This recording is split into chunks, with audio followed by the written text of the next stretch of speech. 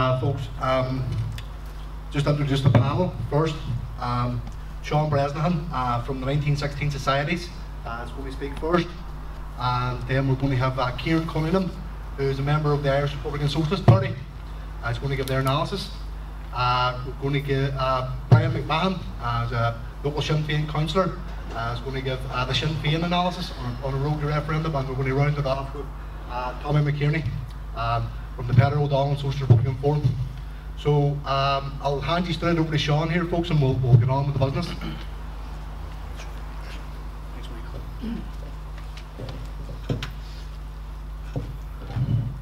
First off, can I thank the organisers for the opportunity to speak here this evening, to give my opinion on what a referendum should entail if it is to advance and not hinder Republican objectives. While the theme tonight is road to referendum, it might easily be road to what and where. For at this stage in the unfolding border poll process, which is presented by some here as a referendum on Irish unity, it is clear that those who advocate such a poll have no clear policy as to where a successful vote actually intends. From the public utterances of established constitutionalism, it is already obvious that it is not to the Irish Republic.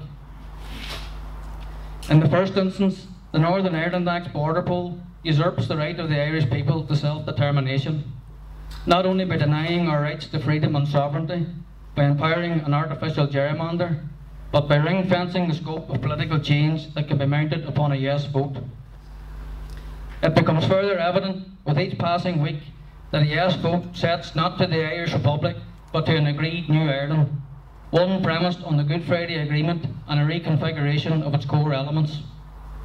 Elements contrived unilaterally by Britain, and which Britain has described as the totality of relationships. Good Friday positions all of Ireland, both north and south, within this construct, giving to it legal standing. The establishment in Ireland is already pushing that even were a border poll to be held and passed, the agreement continues onward into any political structure to follow. That structure then will also be mounted upon that set of relationships, and that is where a border poll takes Ireland. To a revised continuum of the Good Friday Agreement, not to a republic premised on the 1916 Proclamation. There is no road here to the Irish Republic. It plants instead the agreed New Ireland. And that is not the objective of the Republican struggle.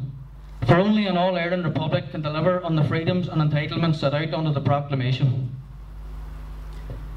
Irish Republicanism stands to uphold the sovereignty and unity of the Irish Republic, the Republican object being to restore its writ over that of Britain's partition system.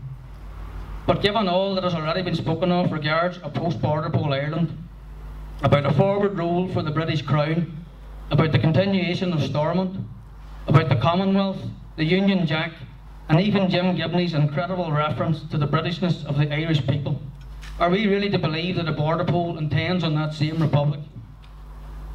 Those who advocate that means have yet to address this concern as they ought to.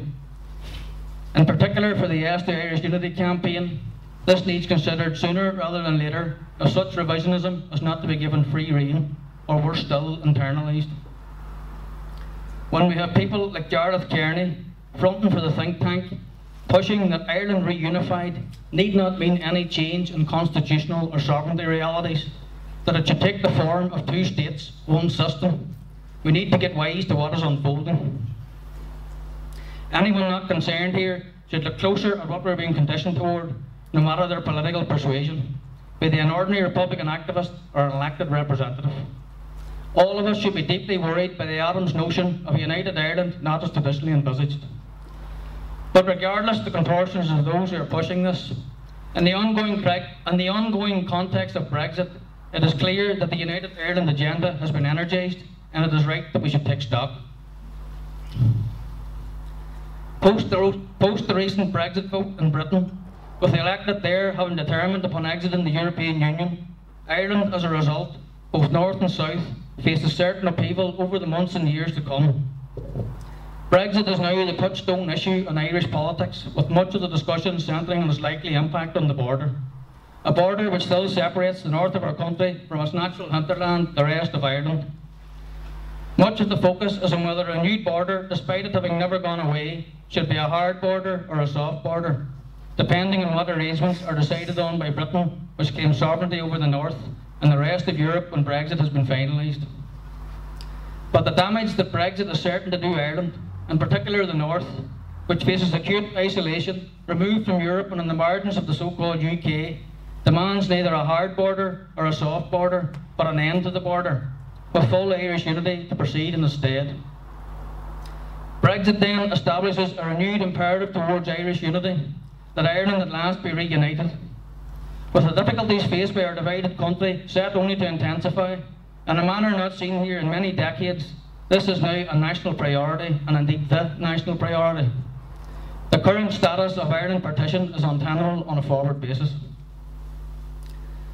In that context, in accord too with the long-standing Republican position in regard to partition, Britain must withdraw her claim to Ireland and make way for our right to determine our own affairs, the latter to proceed upon a national referendum that brings forward an independent 32-county republic. It is there in such a republic that the complex challenges presented by Brexit can best be resolved. It would bring forth a better future for all Irish people, be they from Dublin or Belfast, Kerry or Tyrone, in a modern and democratic political arrangement as this time of uncertainty demands. A full 32-county republic is the only such arrangement whereby Irish national sovereignty and the right to self-determination can be upheld in their totality and as they should. It is to there alone that any referendum must aim. It is surely obvious that only a national referendum, where all votes are cast and counted within the one constituency, can realise that end. Britain ultimately must accept the sovereignty of Ireland and allow our people the same opportunity for national development voted for in the Brexit referendum. And that must be the message to come now from Irish nationalism. And that must be where Yes to Irish Unity locates itself on the referendum spectrum. Were Britain to state their intent to leave Ireland, a national dialogue on the mechanics of unity can from there and in turn proceed. A 32-county constituent assembly, elected upon the national suffrage, is the appropriate vehicle to advance such discussion. Through such a forum, the Irish people can determine together their own affairs and future, as is their right and entitlement. The outcome of that deliberation can in turn be put out to national plebiscite, and that is to a referendum should be pointed. It is to hear that all concerned in the ongoing Brexit crisis should now look. Republicans then must approach a border poll with utmost caution, conscious and aware that core to its design is both an acceptance of its right to determine Ireland's future and a paving of the path towards a revision of current structures, these to be dressed in the garb of a united Ireland. While there is a need for nuance in our forward direction, we ignore these matters at our peril. We must guard against another shift towards reformism, for we have already seen where it ends, in the abandoning of the Republican position. Partition and its constitutional constraints stand to usurp Irish self-determination. Does the need for a national referendum to supplant the occupiers' design towards change, empowering instead the rights of our people? Republicans will be under no illusion. A long-term process with no quick fix lies ahead. We will face many challenges along the way, not least efforts to steer what remains of republicanism away from its core beliefs and principles, to a position that can reconcile with Britain's strategic aims as opposed to our own. We must become a bulwark against that agenda, clear in our opposition to every strata of the occupation regime. With constitutional change now firmly in sight, the stakes could not be higher. We can respond as we must, or watch on from the rear as Britain makes good on her scheming. Will Ireland at last take her place among the nations, or be further reconfigured in the interests of British power? A fundamental reckoning lies ahead.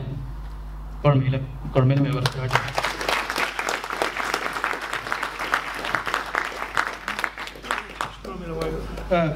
first I want to say it's really exciting to address a meeting, addressed by such a broad spectrum of progressive opinion in Ireland at such an important time and on such an issue. Goes without saying, it's a great honour to be here and be able to address you on such a need. I'd like to start by making what I think is a very important ideological point, and that is when we set out in this road, when we set out exploring the merits of proposing a unity, isn't it? As I was saying, folks, when we set out on this road, we were acutely aware that all concepts of border polls or referendums, because in this sense there isn't much difference between either a 6-county border poll or a 32-county referendum, because both arguably compromise an older principle, the principle that says, you know, the Republic has been declared in 1916, it was established, ratified and so on in 1919. We were very conscious, very, very aware that that principle existed. We were very aware that that principle is what carried the struggle throughout most of the 20th century, that principle is what all of our grandparents believed, what most of our fathers believed and mothers, and that is the principle that the volunteers took into the fields and into the prisons. We were acutely aware of that, and we were not ever going to approach this position on an ad hoc basis or without taking that into consideration. And we would never want to demean people who oppose the border poll or oppose the referendum from such a perspective. We understand it, we get it. It wasn't, I spoke about this issue in Dublin quite recently, and as one young man put it to me, he accused this of being a scramble for relevancy by the IRSP. I can assure you that nothing could be further from the truth. What was going on with the IRSP in regards to this issue was a process of realisation. Che Guevara told us that one of the first duties of a revolutionary was to stick to the truth like a finger to a glove. Well, we recognised what I would say are 3 fundamental truths. Firstly, the traditional mode of organising amongst what you call it is the broad spectrum of the anti-Good Friday Agreement Republican base. I won't use it. We all hate the term dissident, and rightly so. It's a filthy British media-driven term that should never be uttered. But that wider world, the alternative Republican base, the anti-agreement Republican base, the traditional mode of organising, which the IRSP were part of as well, the traditional mode of organising, the old vanguardist type approach, the approach that says all we need is a few good men and women with the right ideas, eager to resurrect the Republic, if enough people can be convinced to get behind those men and women, and possibly with a hint of clandestinism or a hint of militarism, that someday, somehow, or in some way, we would find a way to put holes in British imperialism in Ireland, and the old Republic would re-emerge. We're not quite sure how, but get behind us, put your faith in us. That old vanguardist elitist approach, it was becoming very clear that that approach had its day. It had its day, and it was no longer going to deliver anything close to the sacrifices that were being made in its name. It wasn't going to deliver anything logistically worthy of that. The second truth that we became aware of, and we had been sending delegate trips to Basque Country, Catalonia, to Scotland, to Brittany for quite some years, and the second truth that we were very aware of was that there was an alternative means of organising. We quite recently came back from Catalonia. Michael and some of the other comrades had been out there for the referendum, the historical referendum that was smashed by the Spanish state last year, and we then returned. We were invited by comrades out there to return for the first anniversary of that, and really almost every activist we met in Catalonia were very keen. They were very keen to stress to us the difference that the mode of organising made to their struggles. That they were very keen to stress this, for example, that merely not long ago at all, barely 15 years ago, in 2005, when the mode of organising amongst the Catalan separatist movement, or a Catalan pro-independence movement, to be better calling it, was quite like what I've just described, quite closed, quite clandestine, if you like, represented by smaller inward clandestine type groupings. This isn't propaganda. This is Spanish government statistics. The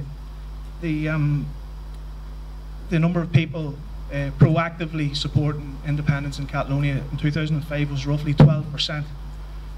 When the mode of organising shifted to a popular type of organising, brought down to a street level, thrown out to what you could call a broad frontier, when the left got involved, which is vital when we're talking about Ireland, when the left got involved and brought a new type of focus to the independence debate, organised mock referendums, mass rallies, debates in workplaces, debates in schools. It injected an enthusiasm into the debate for national independence that hadn't previously been there when it was in the hands of the same type people like us. And in quite a short period of time, support for independence had risen to the point where by 2015 it had risen from what was 12% to 45%. And as we know now, in a referendum which was smashed by the Spanish military, 43% of citizens tried to vote for full independence for Catalonia, and of that 90% said yes. Likewise, closer to home in Scotland, where for most of the 20th century, the movement for independence within Scotland was characterised either by stuffy middle-class party politics like the Scottish National Party, or even further on the left to clandestine organisations. And a Maury poll, once again this isn't IRSP propaganda, shows us that in 1999 27% of the Scottish population were proactively pro-independence. Yet in the meantime we had once again vaguely the intervention of the left, bringing the issue of independence down out of the hands of the usual suspects, stuffy party politicians or the fringe left, and bringing it down to a street level. Once again, mass rallies, mobilisations, mock referendums, encouraging debates in schools, universities, etc., and bringing it down into the hands of the ordinary people and out of the hands of the intellectual or political elite. And as you know, you don't need me to remind you that by 2016, the numbers rallying proactively for full independence for Scotland stood at 46%. And during the 2014 referendum, there was a turnout of 45%. For a yes vote. Nobody can say that's insignificant.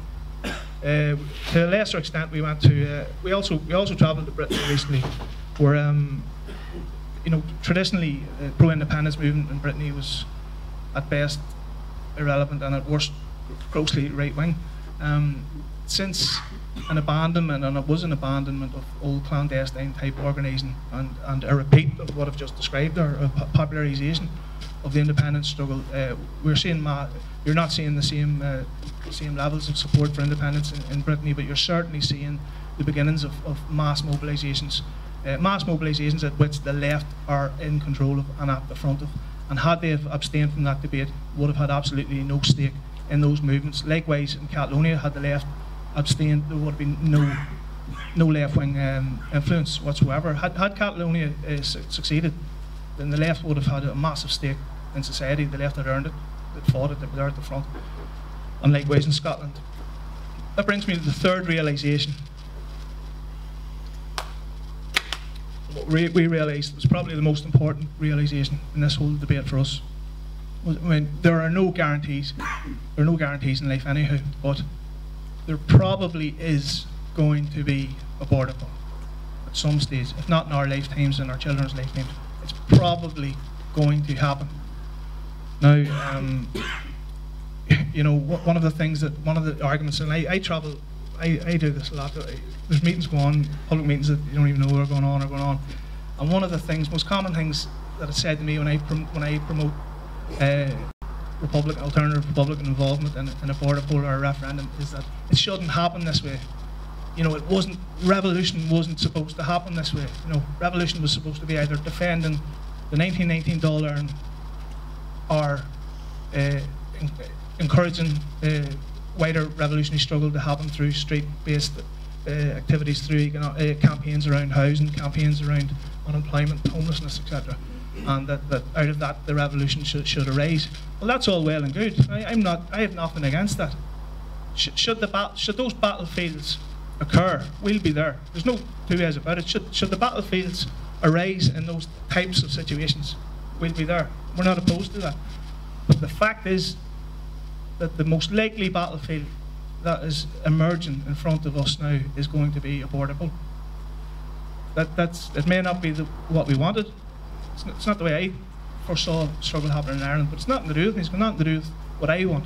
And when it does happen, when a border poll situation arises, it is going to be bigger than the IRSP, it's going to be bigger than Sinn Féin, it's going to be bigger than Fianna Fáil. It will take the form of what we saw in Scotland, massive waterfront hall type debates, Odyssey Arena type debates with all the and forget about your old party ideas when that happens. And we have why am I so confident?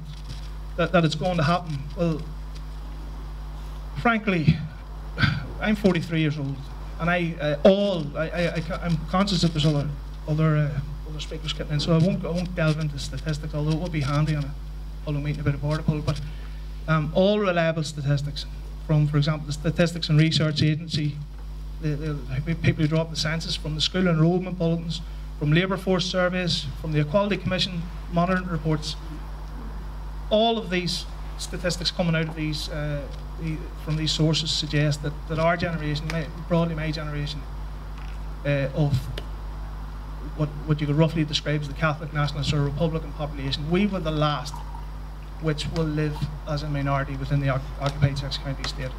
Our children will not live as a minority within the occupied six-county state. We find it handy to start referring to unionism at this point, and I want to read some quotes. Peter Robinson in July 2018 openly said unionists should prepare for United Ireland. Mike Nesbitt openly saying the unionist majority will not be around much longer, and only last week Arlene Foster, unionists should be alarmed. Now, we are not naive enough to ever suggest that the seeming corrosion of the Protestant Unionist Loyalist community demographic will automatically translate into United Ireland when it comes to the border poll. We're not that naive. Frankly, we're not that stupid. We're very aware that behind those statistics lies another set of statistics which suggest that financial pressures, cultural pressures, all sorts of cultural pressures may well bring a raft of no votes from the traditional Catholic Nationalist Republican population. We're fully aware of that. We're not living in dreamland, nor do we think that the European model I just spoke about can be automatically transplanted into Ireland. There are all sorts of nuances, demographic pressures, political pressures, etc. So we can't say anything for certain, apart from one thing. The only thing I'll say for certain tonight will be that when this state was founded, it was founded in the belief that the broadly Catholic Nationalist Republican population would be perpetually and eternally in a state of minority. That is no longer so.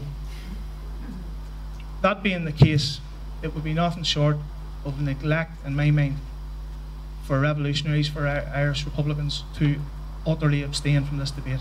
We can't do it. We can't afford to abstain from the debate, especially abstaining from that debate while simply relying on what some, as I say, some people's opposition to this is very understandable. So other people are relying on academic arguments, I'm afraid, and I think it would be a complete neglect to ignore the fact that there is an opportunity arising out of this scenario. So bearing in mind both the potential that can be shown in abandoning sectionalist politics, abandoning clandestine politics in favour of a broad front approach that I hope I've described.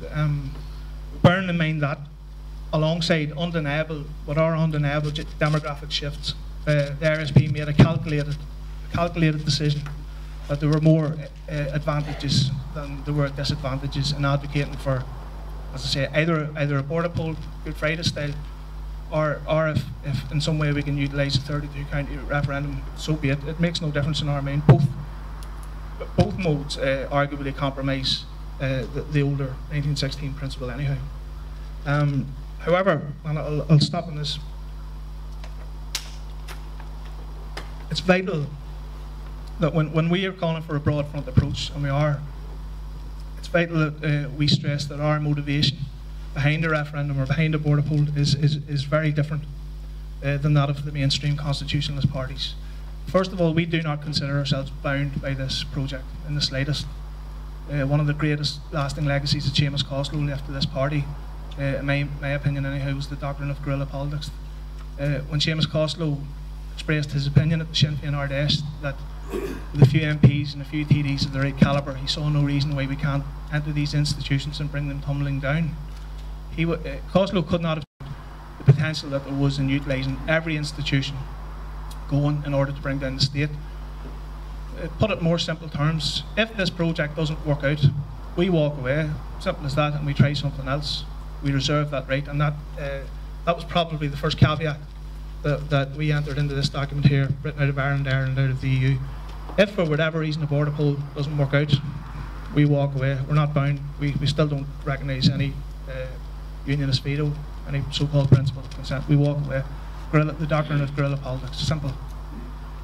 And because we've stated that at the forefront of this project, we move ahead in full and total confidence. Whatever happens, we'll be okay. The IRSP will still be in the position it was in 1975. Secondly, this is only one stage. If we were to hypothetically wake up tomorrow and you had a 50% plus one situation, to us that would not be the end of the road. Far from it. It would probably be the beginning, the start of the road.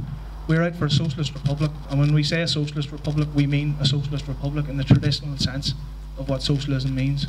Call it Marxism, communism, whatever you want. But that's what we're out for.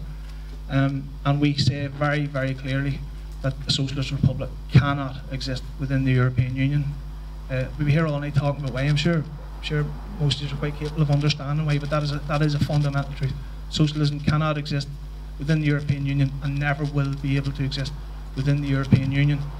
So running either concurrently to our calls for a mobilisation around a border poll or a referendum, or should it be after that, after the effect, it is our full intention to reject EU sentimentality, which we're starting to see the beginnings of sentimentality around EU membership. We reject it utterly, and we would be calling for Ireland's withdrawal from the EU as one of the many stepping stones we need to take on the road to the Socialist Republic and on the road to restoring full Irish sovereignty.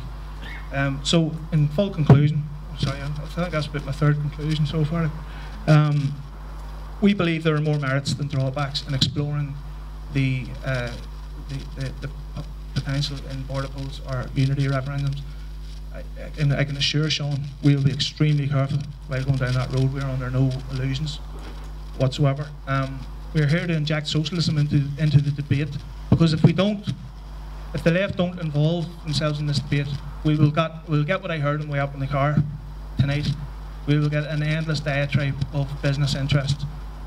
All we've heard tonight, the whole way up on the radio, prolonged talks about Brexit, Theresa May, what will, what won't happen. How will it affect business? How will it affect businessmen? How will it affect businesswomen? How will it affect farmers? Nobody, I mean nobody, is saying how will this affect the working class? How will this affect the poor? The only people who are starting to ask those questions, the only political party in Ireland that is saying is pragmatic enough to say we think there's mileage in this, but is also principled enough to say we will have the working class interest at heart the entire way, is the IRSP. Obviously, I would ask anybody.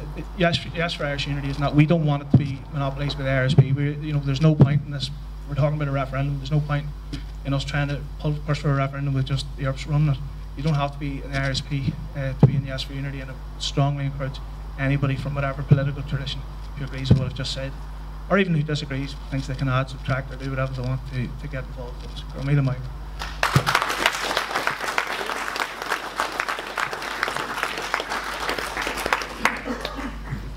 Well done there, Kieran. For this, Goro Margaret, Michael, Bawilo Mabuya is a goal, Michael McLaughlin, Augustin Party, IRSP, on an Gispriact, Jura, Era India, Afleu, Anact. I'd like to thank Michael McLaughlin and the IRSP for the invite to be part of this discussion. And it's good to see fellow Republicans of varied views here also. Any discussion on Irish unity is to be welcomed. While it is billed as a debate, I see it as an opportunity for Republicans to discuss in a respectful manner and to listen to each other. This discussion, hosted by the IRSP, the roadmap to unification of our country, now moves on to the same page as Sinn Féin. While there may be differences, but participation in a broad-based Yes for Unity campaign, we can find common ground. The broad-based campaign should be welcomed by all political parties or individuals who support a united Ireland. The campaign must include our working class, our own societies, our own support base, civil society, the business community, people from the health and education, arts, academia, farming, law, sport, and Labour movement, a broad-based support, and people who have that United Ireland at heart.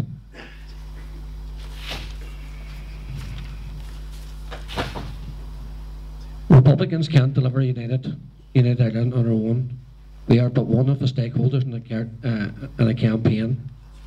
Neart Lakela is an Irish race for strength together. In 2015, Sinn Féin had organised a people's referendum here in the town, and we looked at the Eastern Ward. It was the same initiative as now being run by the IRSP in a mock poll.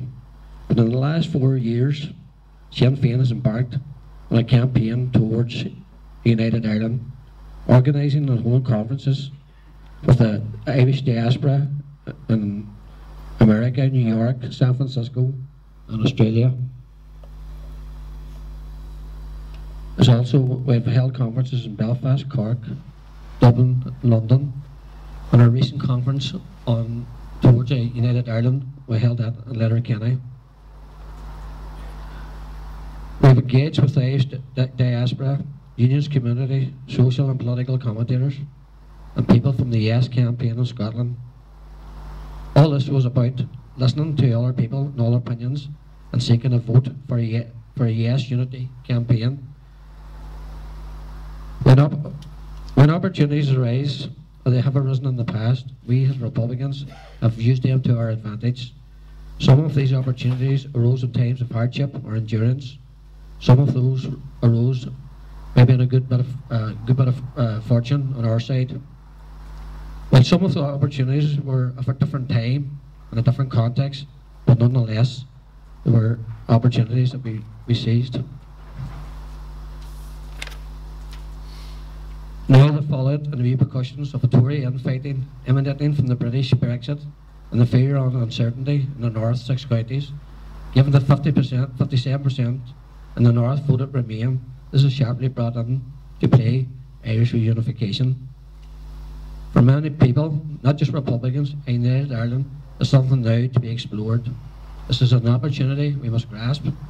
Brexit is an opportunity to take United Ireland debate to a higher level. As I said before, Republicans can't deliver United Ireland on our own.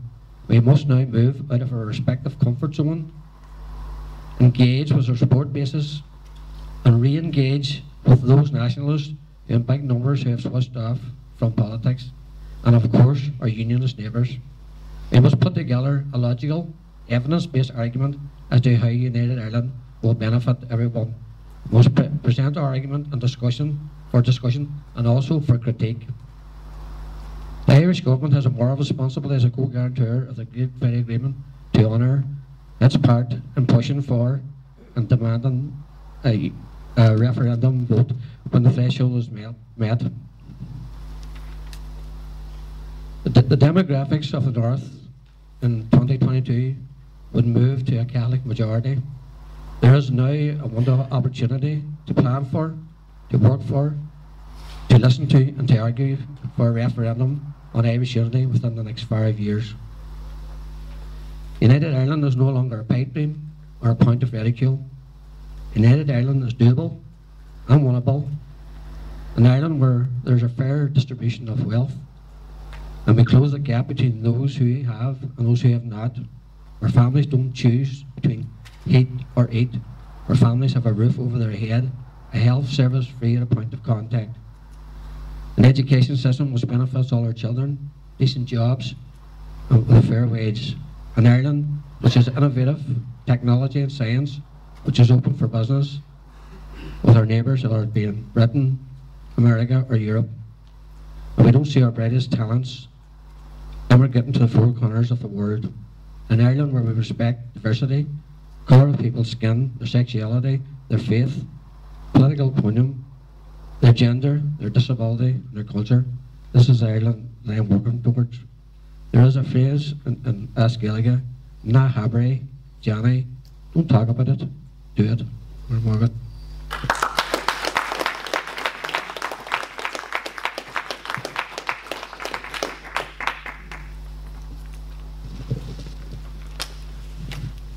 Thank the Lord.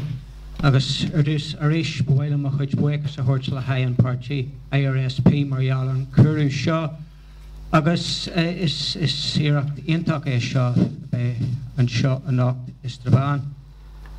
I just again like to sorry, yes, it's okay, I've got it now. Yes, again I'd like to offer my thanks to the IRSP party for organising this event tonight. It's very encouraging to see this type of broad-based platform here speaking about Irish unity. And I think from the outset we have got to look at, there's two aspects that we've got to look at. One is our aspirations, and on the other hand there is a concrete analysis of the concrete situation. And in that sense, the concrete analysis is that for first time since the foundation of this state, we can genuinely and honestly hold confidence that we are now in a stage where this state is coming to an end. And there are real reasons for that, to see that.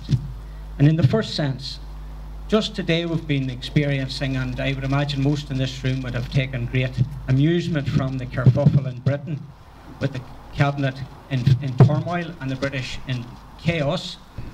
But if you think of it this way, how much influence had the effect of this state of Northern Ireland on the plans of the British cabinet? How much better would middle Torydom have been had they never heard tell of the 6 counties? They could have easily carried out some form of deal. So in the sense that this particular state is losing its support in the middle of Middle England, I think we can take it for granted that they would prefer not to have heard tell of us. Moreover, while Britain still has a definite strategic interest in this country, the strategic interest they have is changing to an extent, and changing to this extent that their technology now leaves it not any longer as vitally necessary, in their opinion, to have boots on the ground in this part of the island. Now, that's not to say that they don't have a strategic interest in us, but it's a different type of strategic interest. Then, of course, there is the DUP, and the DUP are incapable of preserving the Union, believe it or not. They're incapable of winning over support within the wider Nationalist Republican or Catholic community. We don't have to have any amount of evidence offered. We all know that when you hear of the likes of Nelson McCausland, Gregory Campbell, and I could go on and on, if anybody persuades us of the benefits of leaving a state governed by that outfit, I think the case is made. There is then, of course, the fact of demographics, and they've been referred to by several of our speakers. It's something which we may, as Republicans and as Socialists, be uneasy talking about a sectarian headcount, but it is the reality of life in this part of the world, and undoubtedly that headcount is changing. It's changing rapidly, and whether it's 10 years or 15 years or 20 years, but we will find ourselves inevitably in a situation where there will not any longer be an inbuilt unionist majority in the electoral sphere in this part of the world. So for all of those reasons, we're looking undoubtedly at the terminal decline of what has been known as Northern Ireland. So I think we've got to deal with it in those realistic circumstances, that we're looking at a state in terminal decline. We've only got to look at the absolute failure of this political entity, that is the 6 counties, where it's practically impossible to even organise to bring together an administration in Belfast. And if it is, we're seeing a series of endemic scandals, which again brings us back to the situation of a failing, irreformable political entity. However, just before I end this, let's keep in mind that Britain does have strategic interests, not in the sense any longer perhaps that they need to have warships in the foil or the need to have the same redcoats on the ground, but they do have a strategic interest, and that's something we must bear in mind. So if we then move on and look in terms of the analysis, we've got to look at the reality of this situation, and it has been referred to previously by another speaker, Kieran, that we will not be given the opportunity to pick the ground in terms of a referendum or a border poll if it's presented. It's inconceivable that the British government, working hand in glove with the Dublin government, will facilitate us in circumstances that suit us. They may well decide to call a border poll at any stage. They may not even decide to call one, but when they do, or if they do, if they're forced into it, it will not be necessarily to our advantage when they do so. They'll not give us the opportunity to pick the time. So on that basis, I do believe that we have got to be ready to take and deal with the reality of the situation, the cards that are on the table. On that basis, when we're talking about border polls, whether it's a border poll or a talk about a United Ireland, and it can be a moot point whether we're talking about a border poll within the 6 counties or a border poll across the 32. Realistically, one poll across the 32 counties in practical terms is less than likely, because if we were able to get an all-Ireland 32 county border poll, there's only one institution can do it, and that would be an all-Ireland republic. It could be a simultaneous poll, but it will not be one poll. However, it still is worth continuing to advocate the need for a referendum. And the reasons are simple. One, the British government will not, as I've said, facilitate us when it suits us. But they must not be allowed to do this at their discretion. There must be pressure kept on them constantly to keep them on guard, that they are not going to be allowed willy-nilly to do this, to set the conditions and terms. We must continue to pressurise them insofar as we possibly can. Secondly, it's important that this issue, the issue of ending partition, ending the division of the island, is something that is kept constantly before the people of the 26 counties. There is a growing fear among many, and only this evening, if you're listening to RTE or if you're listening to the Dublin government, you will hear of this Ireland and Northern Ireland. They show us maps of the south, which is referred to as Ireland, and the 6 counties referred to as Northern Ireland. Now, unless I'm seriously mistaken, there's more than 26 counties in Ireland. But this continuous talk, the President of Ireland, where nobody in the 6 counties gets to vote for, the Government of Ireland, where nobody in the 6 counties gets a chance to vote for, where we're talking, we can call it the Republic of Ireland, we can call it the South of Ireland, we can call it the 26 counties, but please don't tell me that it's Ireland. So we've got to repeat every opportunity we get to the people of the 26 counties that this is one island and that we're anxious, determined to press our case for a one Ireland and one Irish Republic. Another point of view that has to be kept in mind is that when we talk of border polls, when we talk about it, if we keep the idea of a poll, or whichever way we do it, a referendum or unity, it's vital that it's kept in front of the unionist mind, because we cannot expect this to pass as a surprise or a shock to the unionist people. We have to argue for this, we have got to persuade them, but we've also got to convince them that this is an inevitable outcome of what's happening here.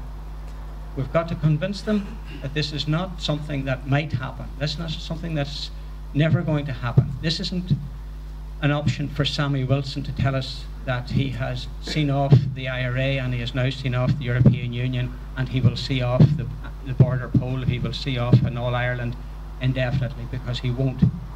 But if we're to bring the unionist population into a realistic, sensible, sane negotiation with us, but outline the terms and conditions of an Irish Republic, it has to be kept on the agenda. They cannot be allowed to fall into the Sammy Wilson comfort zone, which says that it's never going to happen.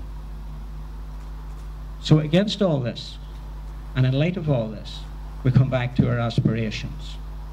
And when we're talking about unity, when we're talking about an all-Ireland, I think we've got to be very careful that we don't fall into the trap of mere anti-partitionism.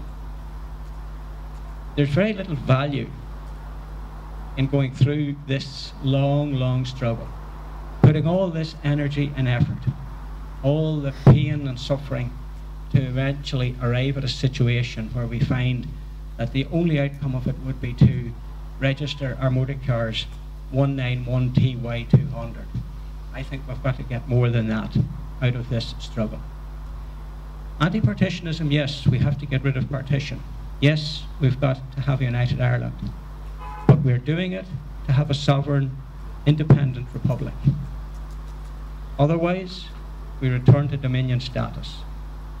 There are echoes now, actually, of the debate that happened in 1922 over the treaty, when we were offered and effectively granted Dominion status.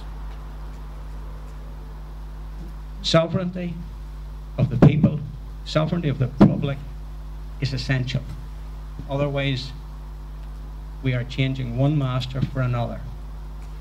We remind ourselves of Connolly, what he said about placing a green flag over Dublin Castle, that unless we establish a socialist republic, unless we have the workers in control, Britain will control us through her banks, through her business, through her stock exchanges. And to the same extent today, if we do not have a sovereign workers' republic, the same thing will happen. So when we talk about unity, when we talk about a united Ireland, we cannot allow it to rest at that, because if we do, we will return to the situation we were in 22, where we end up effectively with Dominion status. All the signals are there. All the signals are there. We're seeing south of the border the police force now in the hands of a guy that was once the liaison officer between the British police in the north and MI5. We're seeing the rehabilitation of the British Army, the Army of the Empire. This is a situation which, if not contested, if not challenged, will ensure that even if we do remove partition, we will face the possibility of a return to Dominion status. So on that basis, while there is an inevitability, nothing that we can be absolutely sure of, but we can be quite confident that we are now in a definitive phase in the history of this island, where partition is now in terminal decline.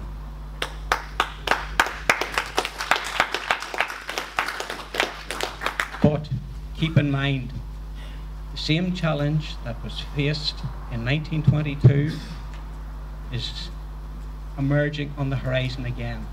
That we must look for the full sovereignty of the people, only to be guaranteed in a sovereign, independent republic, a workers' republic. So I think that's what I have to say. So,